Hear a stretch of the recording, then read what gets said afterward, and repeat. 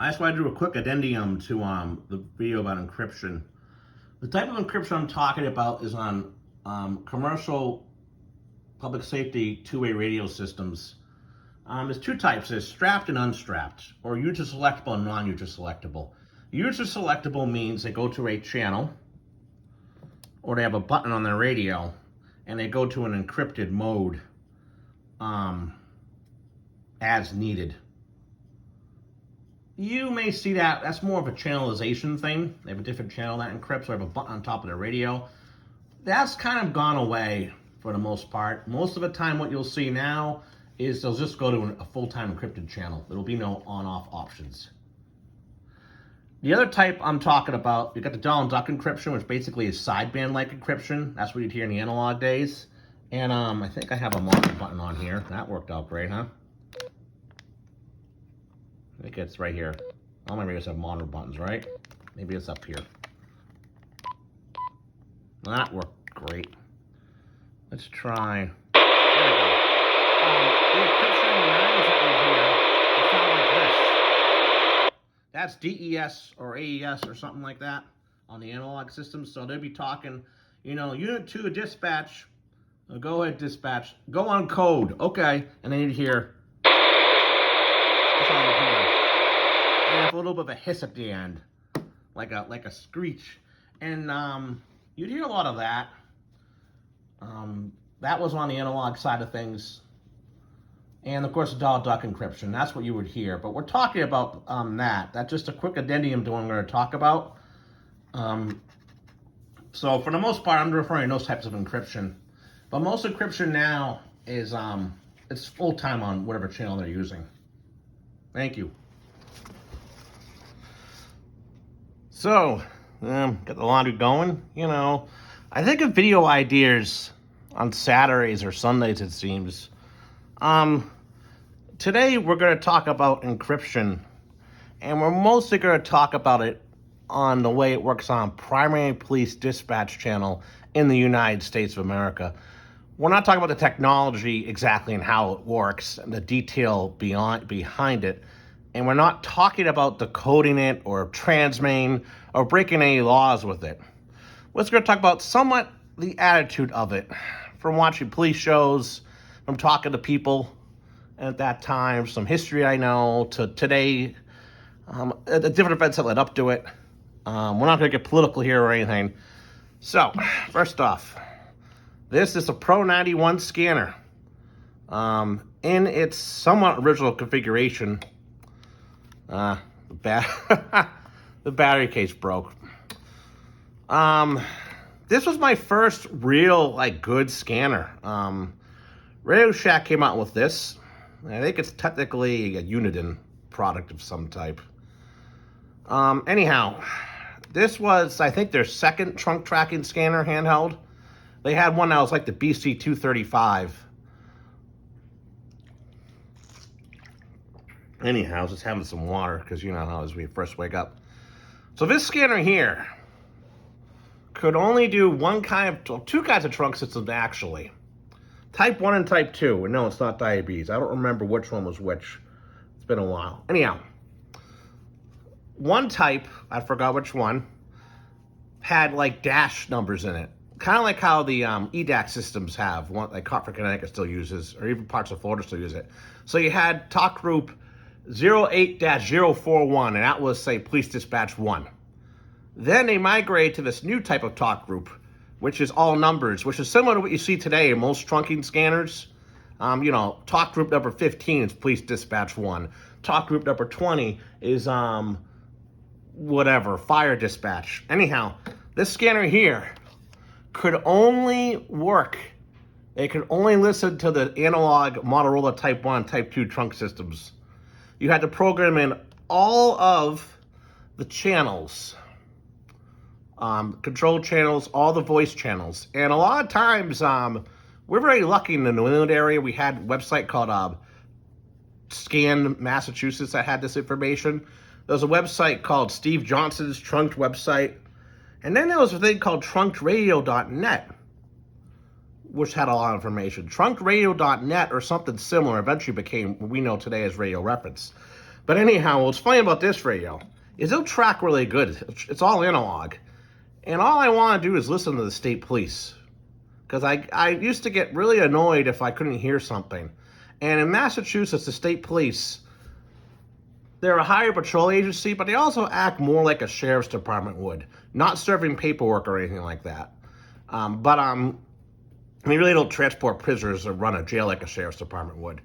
But sheriff's departments in Massachusetts typically, realistically, don't answer 911 calls. Different debate, different time, but look at it this way. If you dial 911 in Massachusetts, even in rural areas, probably the local or state police are coming, not the sheriff. So if towns need backup of a major police event, they need a canine, a boat, a dog, a dive team, or something, they'll typically call, or SWAT team, they'll call the state police in. And so you'd have to basically push trunk, and I think you'd have, this would be the bank here. You have bank 1, bank 2, bank 3. Trunk, and that, and then it'll scan the system. And it was helpful, but you can only scan the one trunk system at a time. So if your state police are on the analog trunk system, that's it. You can only listen to them. If your local police are on an analog channel, which they were very recently, up until the Webster Dudley area, they're now digital, you couldn't do both at once. And the other thing too, which I found funny, you couldn't so what I would do, because this scares non-computer control, by the way. You got to program this thing by hand. So, which isn't that big of a deal, because most well-designed trunk systems don't have 100,000 channels for everybody to use. Most police departments nowadays will have a dispatch channel, a secondary channel, and maybe another channels for detectives that usually should be encrypted, and I don't really care to hear that anyways. It's boring. Mainly though, you couldn't program this, like pre-program it before. So let's say I wanted to go to Cambridge, Massachusetts. I wanted to listen to their analog system because I'm visiting my aunt who used to live there. I couldn't pre-program the system until I got to Cambridge. I needed to have it had to hear a trunk system data channel for you to pull. For me to be able to enter the talk groups ahead of time. So I couldn't just program this without, it has to actually hear the data channel. So what I would do is I would just use the state police data channel locally, because they're both type 1, type 2 systems, Cambridge and Massachusetts State Police. Or sometimes what I would do, if I was like in Connecticut, I'd find whatever data channel that made that type 2, type 1 trunk system sound, which sounds like an analog data channel today. You can still hear this in Winston-Salem and almost every part of Massachusetts. But anyhow, the original Massachusetts State Police system first came out as part of the Metropolitan District Commission system, which the Metro Police were, they basically were a park police. They patrolled Boston, parts of the highways of Boston, the reservoirs. And when they came out, they needed a new system because they were using like 39 megahertz. And believe it or not, the way the radio spectrum was, especially in the Northeast, they only had these new frequencies called 800 megahertz frequencies available. So they got this new trunk radio system. And part of the selling point was that regular people can't hear them talk, which is somewhat true. I mean, you could, but you have to keep it scan over and over again, and you get other users on there, like the MDC emptying trash at the park or somebody plowing snow, and you don't want to hear that over and over again. So you have to keep it in scan. Then there was other system called Worcester EDAX, Enhanced Digital Access something. That system was in use from 94, 95 up until 2018. Anyhow, they had all these beeps and tones and stuff, and you'll type your scares so you couldn't listen to it. It was just a byproduct. It wasn't meant to be encrypted. It was meant to make it difficult for people to listen to. Now, I can't prove it, but from what I heard, the MDC police gave the local media non-transmitting radios to listen to them, because local on-the-scene reports of crime scenes, fire scenes, disaster scenes is very important. And we're kind of losing that nowadays with the smartphones. Granted, to me, you might misreport facts, but if they hear on the scanner it's a fire on Main Street, and they go to Main Street, And, you know, they record the fire, whatever, maybe talk to some people on scene, called man on the street type interviews. The fire chief comes out, they talk to him or her, interview them. That kind of thing's kind of gone now, especially for smaller incidents, which affect a smaller area. So that's called encryption by byproduct. The other thing we had was Donald Duck encryption. This was very common in smaller towns. You could easily decode this, by the way. I'll just say you can. It's hardly ever used anymore. You probably would hear it maybe on cheap FRS radio sets or some Bail thing type thing. It basically would put the FM into sideband, kind of, so they'd sound really weird when they talked. This was used a lot in the 90s by local police departments when they want to give sensitive information. In an era before cell phones were reliable and common, and in an era before the car computers came along. Then the car computers came along in the mid-90s. The technology, I think, as I recall, you could run license plates.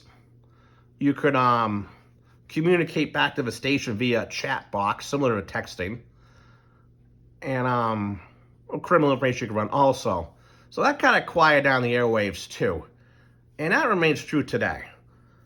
Then we're going to kind of segue into that. Also, in basically any protocol the scanner couldn't hear at the time. In the 70s, UHF high force was not a common thing for a lot of the scanners for a couple years. So you either had to know somebody to make a receiver. Some people make them out of their television set or something. I don't know much about that. Or you'd have to wait till a scanner came out, find a frequency, wait for the frequency guy to come out, or, you know, hope that the local radio technician is a ham radio guy and just gives you the frequency off the air. And you can listen to these UHF police frequencies, which are analog. Also, P25, up until probably, unless you bought a P25 radio, early 2000s or so, they came out with P25 scanners. That's another encryption by byproduct. P25 and trunking does have its place. It works better. Digital works better nowadays. Wider coverage area, more users per frequency, which makes sense in some areas, mainly in cities.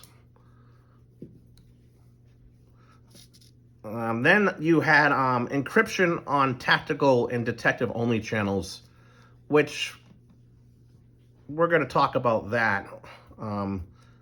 So you have dispatch, all right? 911, somebody calls 911, police officers dispatch the call.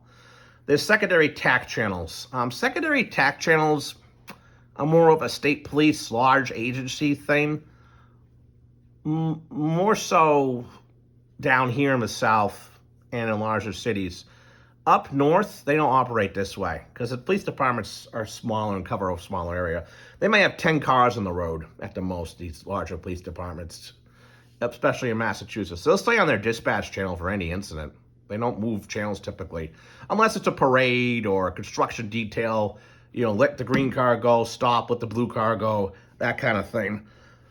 So if you're from up north, you're not going to understand what I'm talking about when I talk about TAC channels and other things. And the means of primary dispatch pretty much stays on primary dispatch in most northern town police departments. They very rarely switch channels unless it's a long-term special event or something. They also saying can be safe for fire departments up north. They have fireground channels, so that way they can have, and every department really has these nationwide.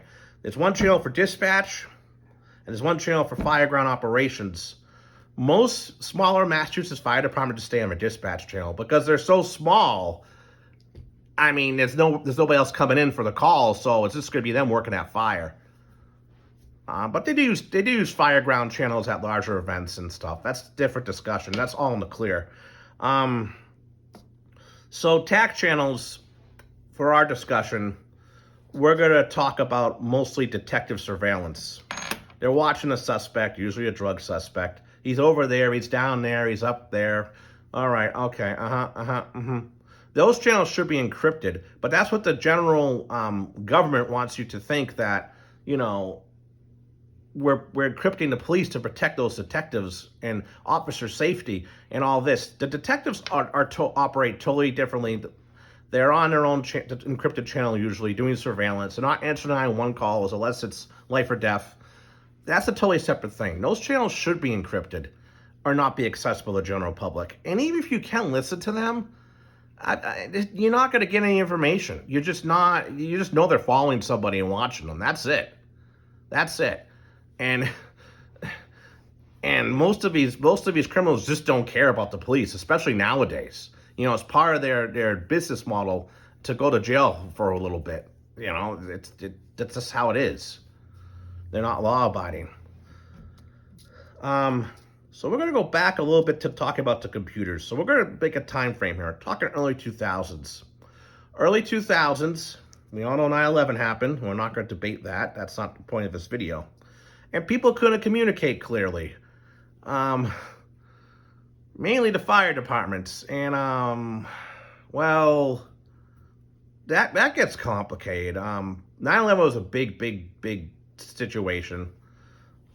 Radio technology was moving pretty fast at the time. We went from having, you know, generic, like, radios kind of like this, with just a channel knob on top and a label right here that would tell you what's on it, to something like this with a screen and buttons and different zones. And, you know, I could talk to so-and-so, but I don't know what zone it is.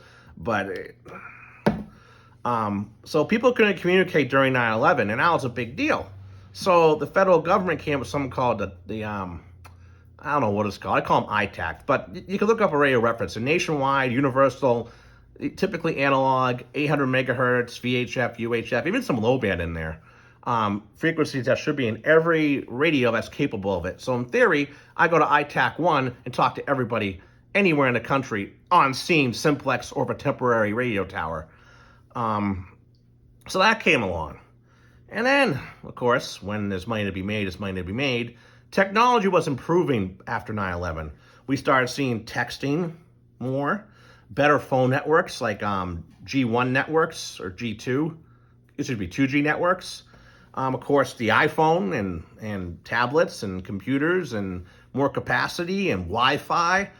So that little computer in the car that can run license plates now and talk to dispatch now has more capability than generic-looking Windows 3.1 capability. Now it can, you could do mapping. You can see where you're going. You could probably FaceTime somebody on it. You can write all your reports. You can check your email. You can work out of your police car now. And the average patrol officer is going to respond to a call in some type of uniform. Now, I'm not going to debate uniforms. There's some pretty stupid-looking uniforms out there. But my opinion is, as long as you have someone that identifies you as police, your gear looks appropriate, you know, it's comfortable, it's not going to hurt your body, and you're not being a you-know-what to everybody, you respond to the call, you're being professional. You're in such a uniform. A police car that's either semi-marked or unmarked or whatever, has blue, red lights, whatever your state has, and they respond in this car, and they get out on the scene of whatever they're going to, and they're in uniform. So everybody's going to know the police are there. And then if it's a bigger incident, more and more police are going to show up, sirens and lights, making noise, they're there. Everybody's going to know the police are there. Once that police officer gets out of the car, their officer's safety is in theory at risk.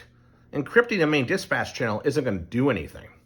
And then you'll say, well, you know, the media is anti-police. We don't want them coming out to this. Well, a lot of times outside of a major city, even there, the major cities still have man on the street reporting for stuff. You know, you watch the news in the morning, it shows the police car there and arrested somebody, and they'll say, so-and-so got arrested for, I don't know, robbing a bank, and they caught him on this street.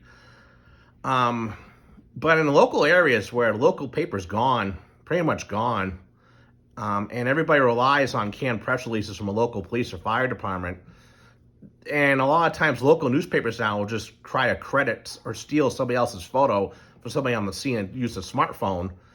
There's no real media coming after the police anymore in these smaller areas. We're going to know the police are on scene. We're going to know what they're doing. And people are going to bother the police no matter what. It's just the nature of it.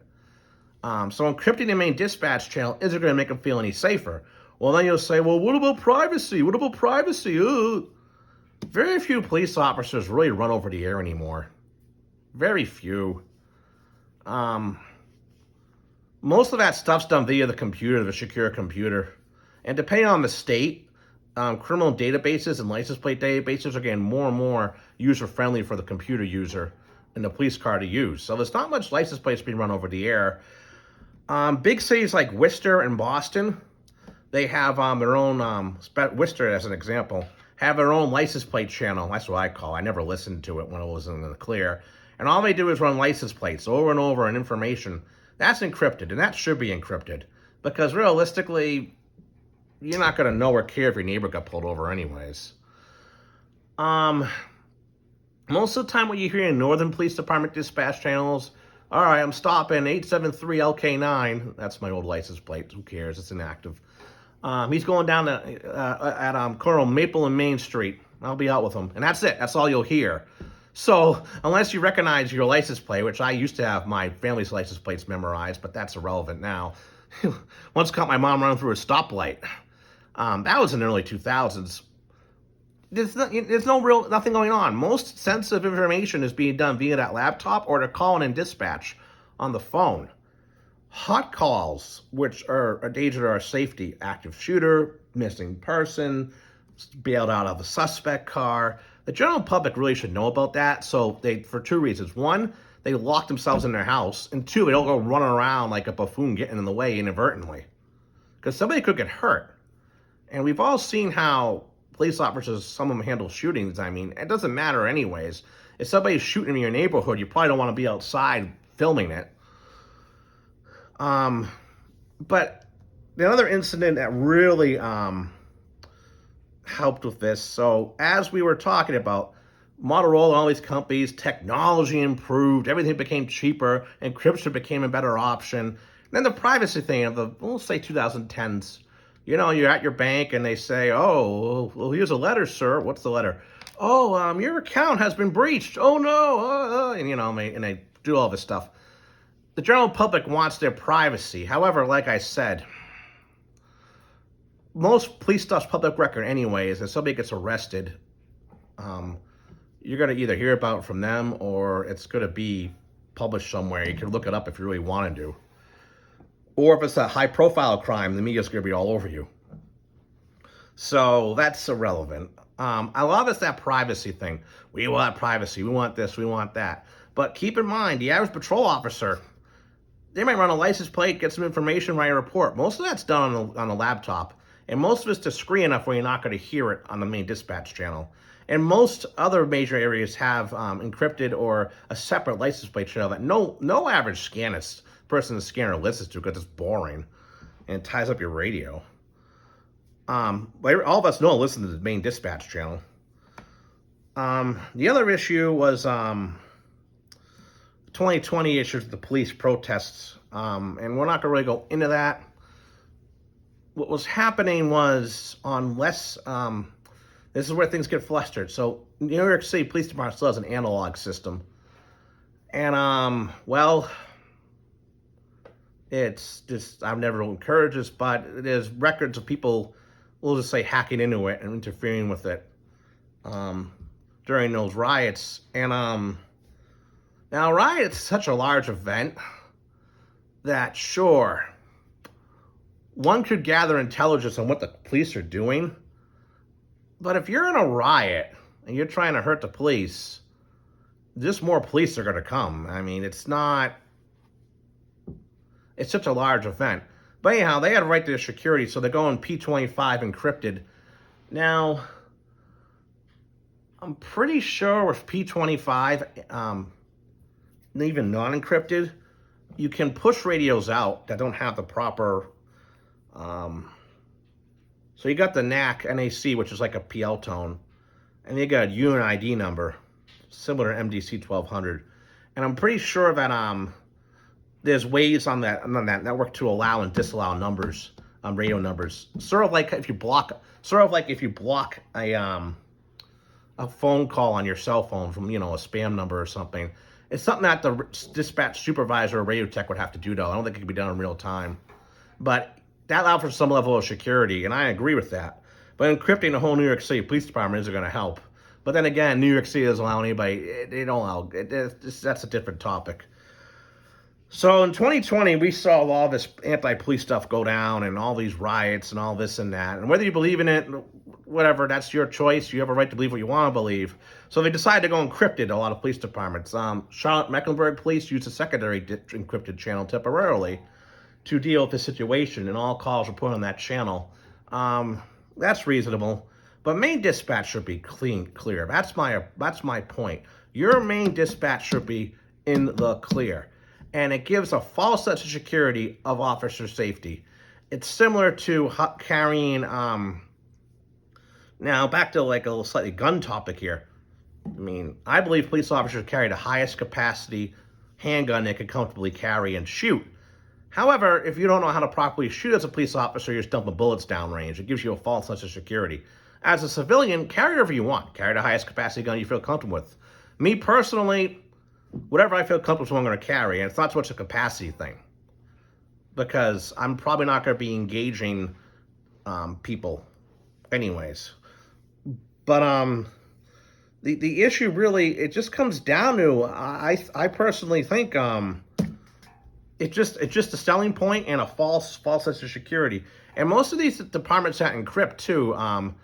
Another thing that I've been talking about recently is what is your police department or local public safety agency? How active are they on social media? And there's 3 ways they could be active. The first way is, all right, the emergency way. All right, guys, listen. Got an emergency on Maple Street. We're going to close the road down. There's an accident. Post it on social media. Back in the day, they used to say put it on a public access channel, or the local AM radio station would announce it. So they post on social media that the street's closed. People stay away from it. The second one are police departments don't act in real time.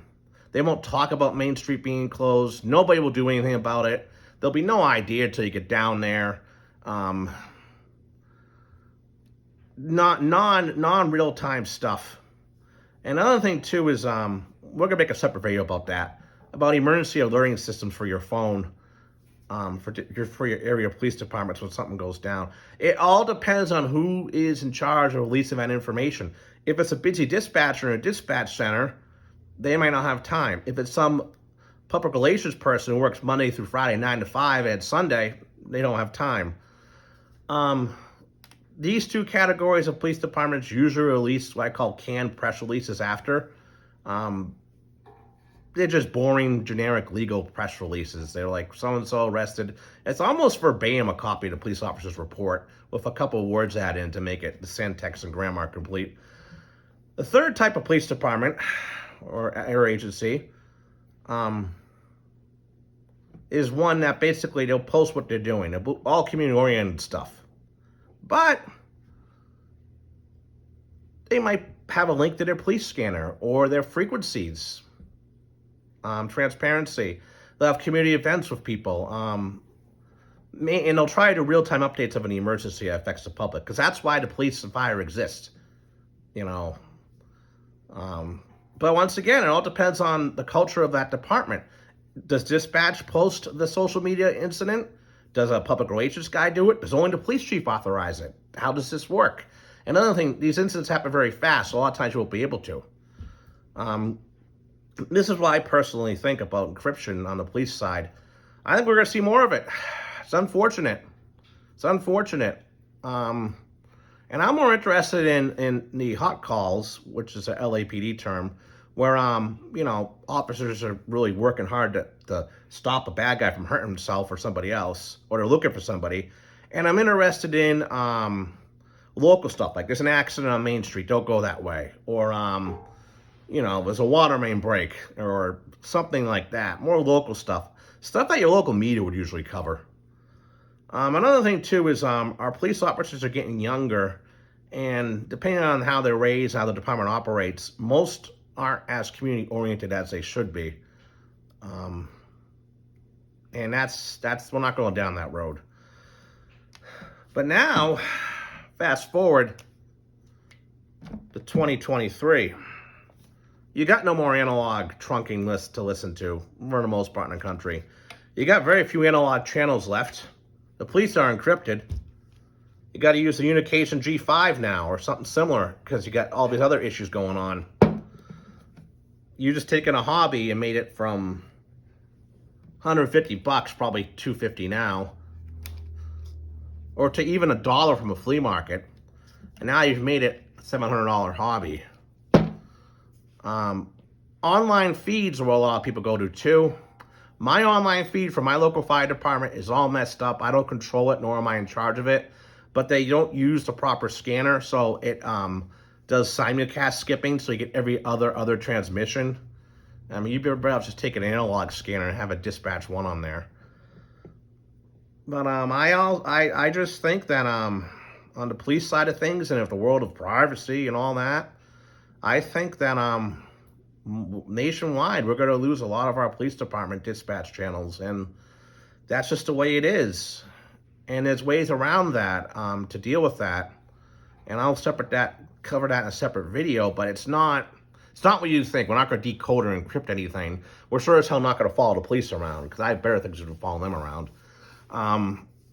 But it's just the situation that's going to happen, and we're not going back from that. I think that more and more encryption is going to happen, even if it means, and it's also, and no strike against radio reference, the online feeds that make the police departments upset. But what they don't understand is that they're analog or in the clear anyways already, so they're going to hear them anyhow. And the average criminal, I mean, even if you rob a bank, I don't encourage robbing a bank, by the way. They got cameras all over the place. People see things. Either the guy is there or he's gone. I mean, they're going to know the police are looking for him. It's not going to, the average patrol cop dispatch in the clear is not going to give him one up on a criminal, nor preserve any officer's safety.